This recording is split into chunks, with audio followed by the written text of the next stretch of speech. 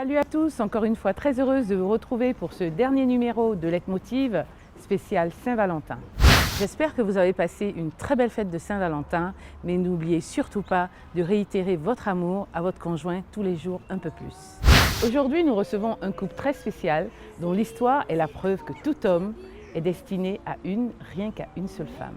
Leitmotiv spécial Saint-Valentin avec Monsieur et Madame Roland, c'est tout de suite après le générique. Loving you is more than just a dream come true.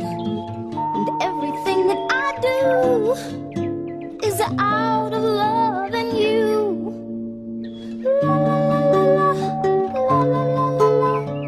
La la la la la la la la la la la la la la la la do do do do.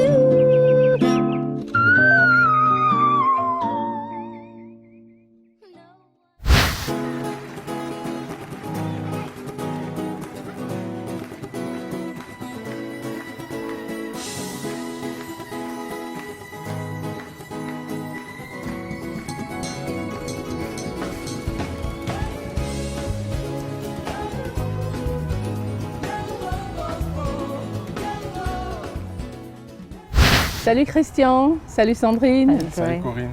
Soyez les bienvenus à Leitmotiv. Merci. Merci, c'est gentil. Alors, votre histoire pourrait faire l'objet d'un film, d'un très beau film d'ailleurs, ou d'un livre aussi. Mais pour l'instant, vous êtes à Leitmotiv. Racontez votre histoire à tous nos téléspectateurs qui rêvent d'une histoire d'amour comme la vôtre. Dis donc, Corinne, c'est très flatteur. Pas du tout. C'est une histoire qui date depuis très longtemps. On s'est rencontrés sur les bancs, enfin à l'école en tout cas, au lycée pour être plus précis. Et donc c'était d'abord une amitié qui a ensuite évolué. Voilà, donc c'est vraiment une histoire, mais qui, d'un aspect très positif, a commencé par une amitié. En quelle classe vous vous êtes rencontrés? Alors, on était en seconde, voilà, et donc on s'est retrouvés dans la même école en classe de seconde. D'accord. Et vous avez été dans la même classe, je pense, Christian? En première. En première. En première, on était dans la même classe. On était déjà amis parce que même quand elle était en seconde, je connaissais ses sœurs. Bon, on avait déjà sympathisé. Et puis en première, on était dans la même classe. Alors, mais quel genre d'amitié avez-vous? Que à l'école ou alors en dehors de l'école aussi, vous vous voyez, vous partagez des activités? Bon, il faut se dire qu'à cette époque-là, elle était plutôt la jeune dame, on va dire... Très studieuse. Très studieuse. Et moi, j'étais plutôt dans le show-off avec des amis. Donc, on n'était pas vraiment dans le même monde, en tout cas.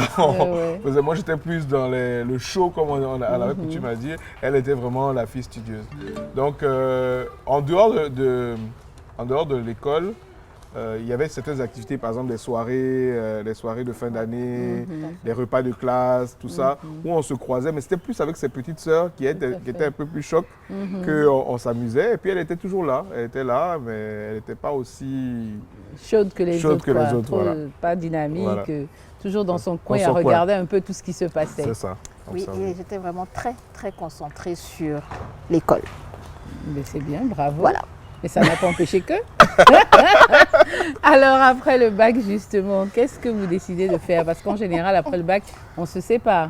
Alors déjà, juste après qu'on ait passé le bac, on a eu, à une soirée, on a eu un déclic, on va dire, un petit déclic. Voilà. Et on va dire qu'on a flirté à cette soirée-là. Et après, on s'est laissé. C'était les soirées de fin d'année, c'est ça? C'est les soirées de bac. Voilà, okay, pour les gagnants du bac. On a réussi le bac, donc voilà. Et puis après, quelques jours après, chacun prend son chemin et on est tous les deux partis au Canada sans le savoir. Moi, je suis parti au Québec et arrivé à Québec, je suis parti dans une autre ville, vraiment à l'intérieur du pays, parce que j'ai commencé par des études d'agronomie. Et elle était à Québec-Ville. D'accord. Alors après le bac, vous allez tous deux poursuivre vos études au Canada, comme on l'a dit. Et c'est à cette période que votre idylle va vraiment commencer, va naître, je dirais. Alors comment démarre votre histoire d'amour? Mais je veux savoir tout dans les moindres détails. D'accord. Dans les moindres détails. Bon, en fait, ça a commencé par moi, on va dire. Donc, comme je disais, j'étais arrivé à Québec, mais j'étais dans une ville. On va dire que Québec, c'est Abidjan, et moi, j'étais à Yamoussoukro, dans un collège d'agronomie. Et de temps en temps, je redescendais sur Québec pour voir des amis. Et un jour, allant à l'université Laval, je rencontre une amie commune qui était dans la même classe que nous en première, qui elle aussi était venue faire ses études au Canada. Donc, de retrouvailles en retrouvailles, elle me dit « Ah, mais tu sais que Sandrine Agbo est à Québec ?» Je dis « Ah oui, tu as son contact ?» Et puis, je l'ai appelé. « Bonjour, c'est Christian, ça va ?» Elle m'a dit que tu étais là, tout ça. Ouais.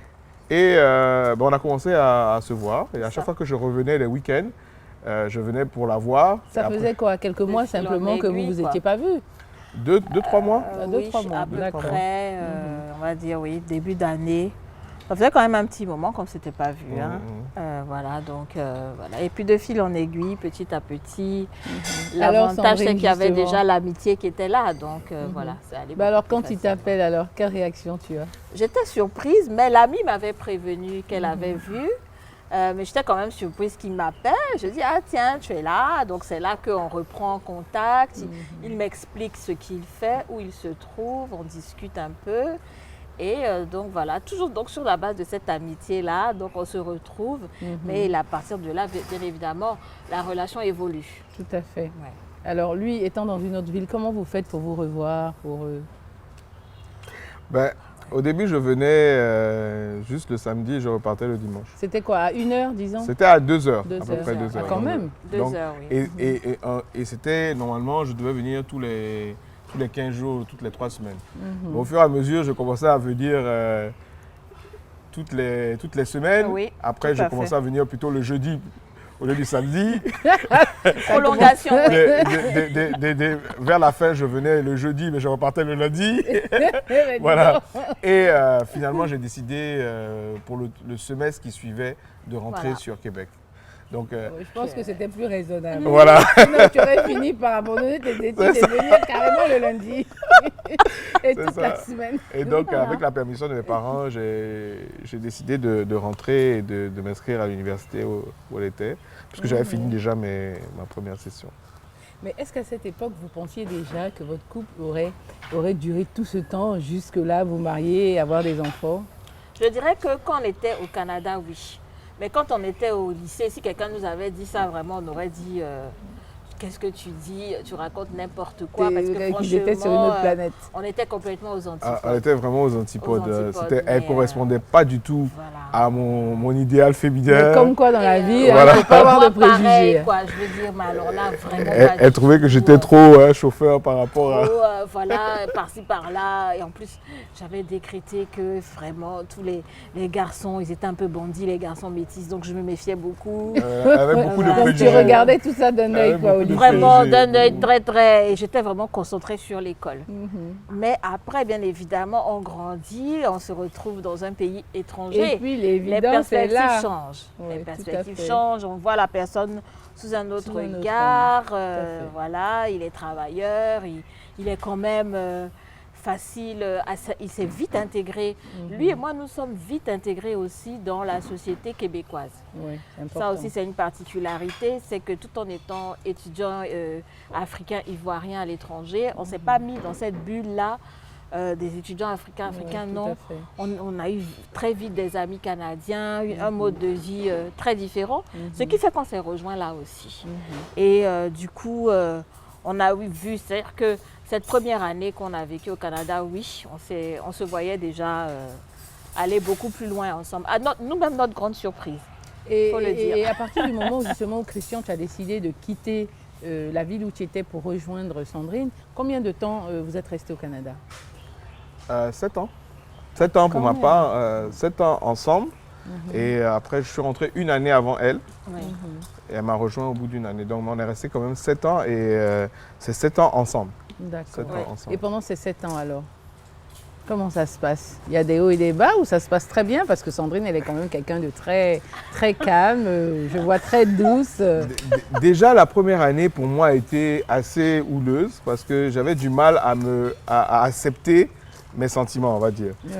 J'avais encore mon ancienne vie où j'étais un peu, où je je roulais un peu les mécaniques, tout ça. C'est ça. Et puis, elle, c'était la femme douce au foyer. Oui, voilà, donc, très calme. alors que moi, j'étais étudiant, enfin, à l'étranger, tout ça, je voulais m'amuser et tout ça. Exactement. Et donc, ça a été un peu difficile, un peu la première année.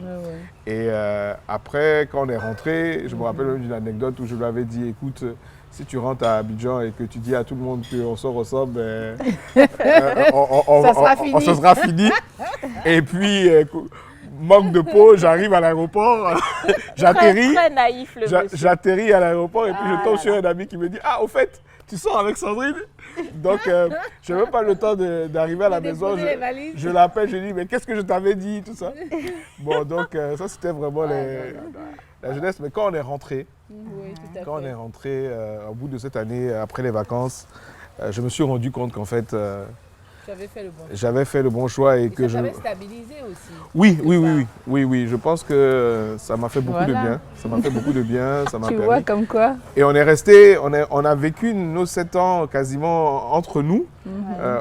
À Québec, on disait qu'on avait inventé l'amour parce qu'on ne se mêlait pas aux autres, on n'était pas dans les, Vous étiez dans votre petite bulle d'amoureux. Les intrigues. Vous savez, quand il y a toujours à l'étranger, dans les communautés, il y a toujours plein de bavardages. Et nous, on n'était pas du tout dans ce domaine-là. Donc, on nous voyait que quand il y avait des fêtes, et on venait, on faisait nos petites affaires et on repartait. Mais c'était très bien, vraiment, c'était très bien. Ça nous a permis de construire. Et on a eu beaucoup de chance parce que ses parents m'ont accepté très vite. Ils ont accepté très vite notre relation. Et son père m'avait même dit... Oui, alors qu'ils auraient pu vous dire non, c'est une histoire de jeunesse, ça va vous passer, ceci et cela. Donc, je pense qu'ils nous ont beaucoup... En tout cas, son père, d'ailleurs, même, il m'appelle son ami parce que... avant même d'être son gendre officiellement, il m'avait déjà adopté.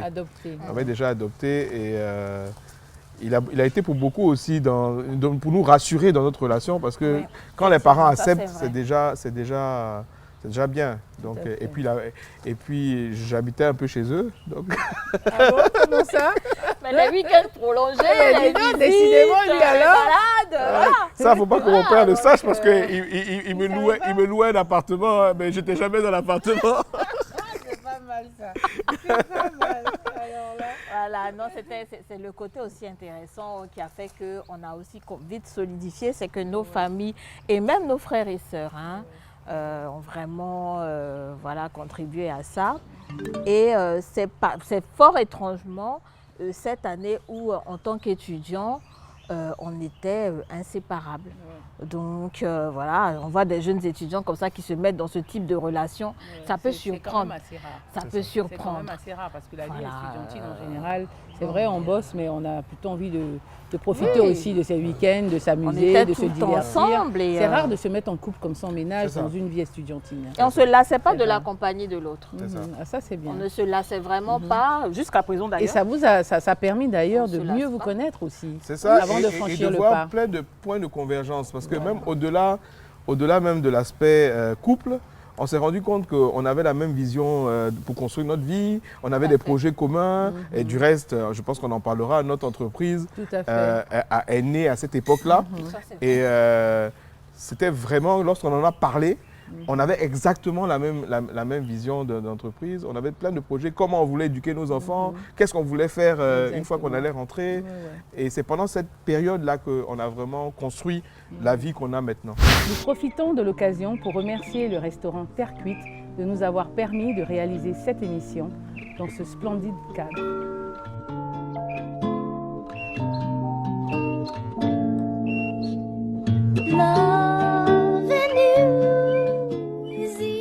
Alors donc 7 ans après, vous décidez donc de rentrer à Abidjan. Les études sont finies. Voilà, les études sont terminées et vous aviez un projet commun, je pense, sur lequel vous avez travaillé quand même pendant quelques années, étant déjà à l'université. Alors,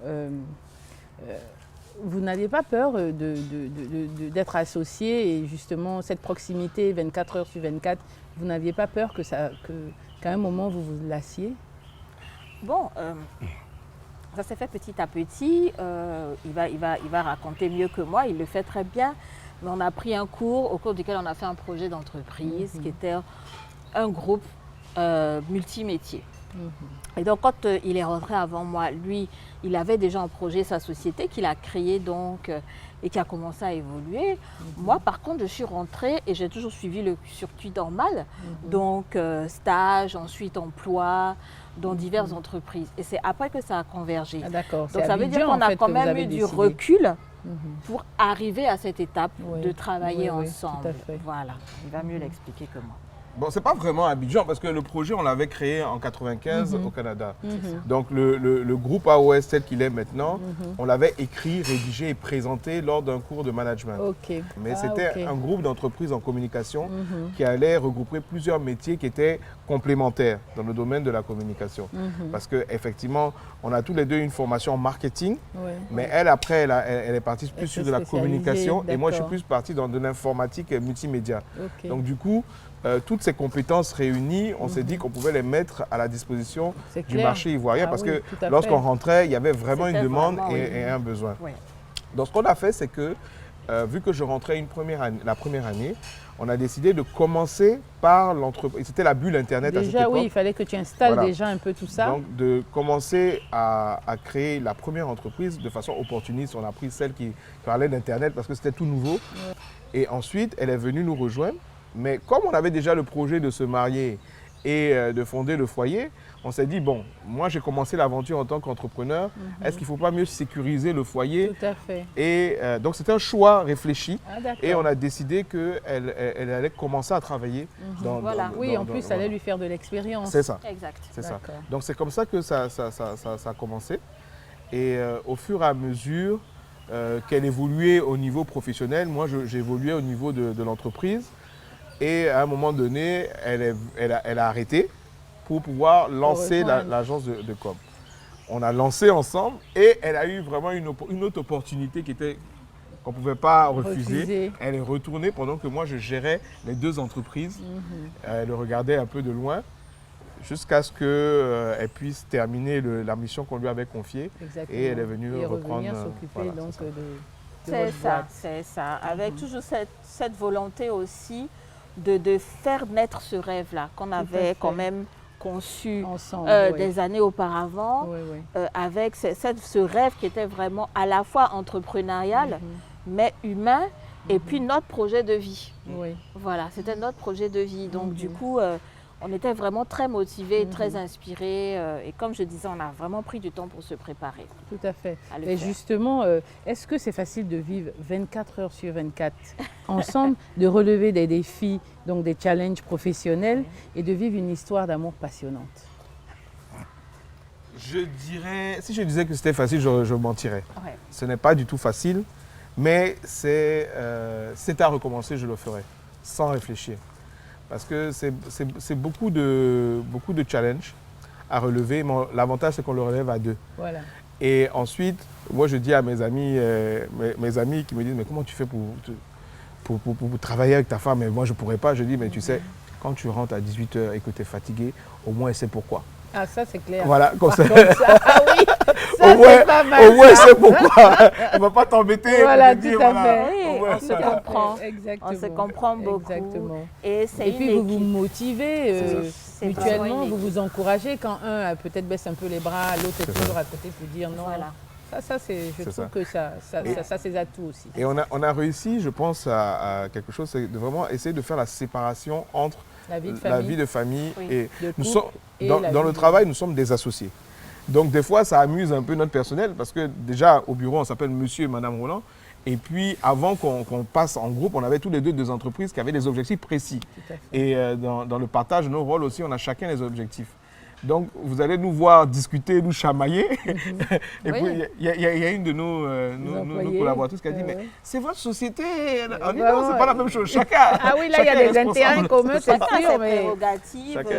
Chacun a aussi ses objectifs. Et puis, il faut les atteindre. C'est ça. Donc, et on évite vraiment, c'est-à-dire, une fois qu'on sort de la maison, et une fois qu'on passe la porte de la société, on rentre dans un nouveau rôle. Très important aussi parce qu'après, sinon après le couple, il faut savoir dissocier les choses. Le couple bouge un peu trop. Voilà, là c'est vraiment Monsieur Roland, Madame Roland. Non, je ne suis pas d'accord. Et vraiment, on a des discussions point de vue, son avis. tout à fait. Voilà, sur les activités.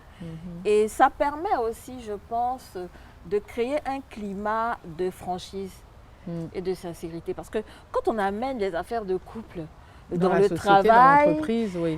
voilà, après c'est délicat. Là, on se parle franchement et ça nous aide aussi à préserver la vie de famille parce que quand on arrive à la maison, on dépose ce vêtement de Monsieur Roland, Madame Roland et on revient dans notre relation. C'est ça, le couple. Voilà, donc même si on s'est chauffé, comme pas permis au bureau, on s'est allumé, on s'envoie des mails et tout, arrivé à la maison. C'est maman et papa pour les enfants. Voilà. Mais ça doit pas être évident quand même. Mais pas ça doit évident. être. Mais ça doit être. Oui, c'est sûr que ça doit pas être toujours évident. Mais je pense que c'est de savoir faire la part des choses en fait, tout simplement. Il doit vous aider justement à aller de l'avant tous les jours. Alors les années passent, votre vie de couple s'améliore de plus en plus. Vous décidez donc de franchir le pas, de vous marier. Oui. Comment se passent les préparatifs et le jour de votre mariage? Waouh. Bon. Okay. Mariage, c'est un tourbillon le mariage. Bon. Déjà, il faut savoir que nous sommes organisateurs de mariage. Et c'est l'une de nos premières activités événementielles qu'on le faisait même avant d'avoir lancé la société. Donc, imaginez-vous un organisateur de mariage qui doit se marier. Ah, ça. Il ne tenait pas. Ah, mais oui, parce qu'il veut tout faire lui-même. Il ne s'est pas délégué là. Voilà. À un moment donné, je me suis demandé s'il allait dire oui. Il ne tenait pas en place. Donc, ce qu'on a fait, c'est qu'on a tout planifié, elle et moi, écrit sur papier, et on a pris quelqu'un qu'on savait qui allait exécuter ça à la lettre. À la lettre, ça a été mon petit frère, Fabrice, que je salue au passage, et mon père. Mon père qui était aussi a été celui-là qui a vraiment dit bon, on respecte à la lettre. Ouais. Donc une fois que ça s'était lancé, on a essayé moi j'ai essayé de plus trop me concentrer et bon, ça n'a pas été facile, mais en tout cas on a réussi à faire le mariage, c'était très beau. Ouais. Très beau. Ouais. Mais il y avait quand même une organisation qui était mise en place bien sûr. Avec différents rôles et tout. On avait un comité, mais c'est nous qui avions désigné. C'était dirigé par monsieur et madame Roland. 2 semaines avant. Hein. Oui. Parce qu'on avait tout préparé. On a dit, bon, vous voulez nous aider. Toi, tu fais ça, toi, tu fais ça, toi, tu fais ça. Chacun avait sa feuille. Okay. Ils nous ont regardé comme ça. Non, il n'y avait pas d'avis à donner, quoi. C'était déjà écrit. Voilà. Tout était déjà fait. Mais c'était comme on voulait. Chaque parent, on lui a dit, papa, toi, tu fais ça. Maman, toi, tu fais ça. Chacun fait comme ça. Et c'est comme ça. Eh bien, dis donc, au moins, vous savez ce que vous voulez. Voilà. Mais on leur a dit, si vous voulez nous aider, ben voilà, vous le faites comme on le souhaite. C'était un tourbillon, ce mariage. Hein. C'était très bien. On s'est bien amusé. C'était très bien. On attendait 400 personnes, on en a eu 800, je crois. Il y avait 800 personnes. Voilà, donc c'est beau. Mais ça a pu tenir. Mais c'était il a fallu improviser. Le comité a été obligé d'improviser, aller chercher des chaises. J'imagine. C'était épique. Wow. C'était vraiment épique. Mais c'était une belle fête, hein. Vraiment on s'est lâché. On a fait ce qu'on voulait. Oui, comme on voulait, avec les personnes qu'on voulait. On voulait se marier au bord de l'eau. Quand on a dit ça aux gens, on veut se marier au bord de l'eau, les gens nous ont regardé comme ça. À l'américaine, dans une limousine. À l'américaine, ils ont regardé. Il y a 17 ans. Déjà à l'époque. Oui, déjà à l'époque. Oui, on était un des premiers mariages de ce genre. Voilà, dans une limousine, en bordure de lagune, avec le pasteur. On ne partait pas à l'église, mais le pasteur venait sur le lieu. Oui, donc c'était beaucoup de bouleversements, même pour nos familles. Tout à fait, voilà. Pour les cultures. C'était pas du tout conventionnel comme mariage, mais c'était bien. Franchement, c'était bien. Tous ceux qui y étaient, on parle encore aujourd'hui. C'est vrai, c'était particulier. Alors, Sandrine et Christian, on sait que des fois la vie de couple n'est pas évidente. Comment faites-vous justement pour garder cette flamme? Quelles sont vos astuces pour maintenir cet amour au-delà des obligations parentales? Écoute Corinne, ça demande de la créativité. Alors, on a des hobbies, on en a parlé un peu tout à l'heure, on a des hobbies vraiment importants dans notre vie. Un des principaux, c'est qu'on aime tous les deux bien manger. Donc déjà moi, mon premier loisir, c'est la cuisine. Et lui, il aime premier loisir, c'est manger bien évidemment manger. Manger ta cuisine. Mais je suis vraiment fanat de cuisine. Hein. C'est vraiment, bien. Oui. Moi, je suis fanat de sa cuisine. Mais est-ce que déjà tu trouves le temps de cuisiner? Oui, je trouve quand même le temps de cuisiner. J'ai quand même on va dire une guillemets, des lois. Voilà. Le samedi, c'est le jour de mes enfants. Et le dimanche, en général, je suis à la cuisine. Super. Donc, il y a cela qu'on partage. Et on extrapole ça. On aime beaucoup sortir, manger. Donc on sort, on va au restaurant, on aime Vous cherchez découvrir les bons les petits endroits. saveurs, voilà. Donc ça c'est quelque chose à nous deux. Et il y a aussi notre deuxième hobby très très important dans notre vie, c'est les voyages. Donc nous préservons vraiment cela, des moments de voyage dans l'année à deux, en marge de toutes nos autres activités. Et donc on s'organise pour pouvoir aller comme ça dans tel ou tel pays, découvrir. Bien sûr. Et ça nous met aussi un peu en retrait de toute l'activité, etc. On est très contents, on a vraiment cette chance, cette grâce-là d'être des parents. Et c'est important aussi d'avoir des temps avec les enfants. Vous avez combien d'enfants? Nous en avons 3. Super. Mais au-delà de ça, il y a les temps de qualité aussi en couple. Tout à fait. Et donc que nous essayons quand même de préserver, de ménager. Donc les sorties en restaurant, les voyages, voilà un peu. Merci Sandrine, merci Christian. Merci d'avoir pris de votre temps pour partager votre expérience avec nos téléspectateurs. Nous vous souhaitons encore plus d'années de bonheur, de grand bonheur même je dirais. Et à très bientôt pour la 4e édition du FEF Sandrine. Merci. Merci beaucoup. Mesdames et messieurs, quant à nous, c'est ici que s'achève notre émission. Rendez-vous la semaine prochaine pour un nouveau numéro de Leitmotiv. Et d'ici là, que Dieu vous garde.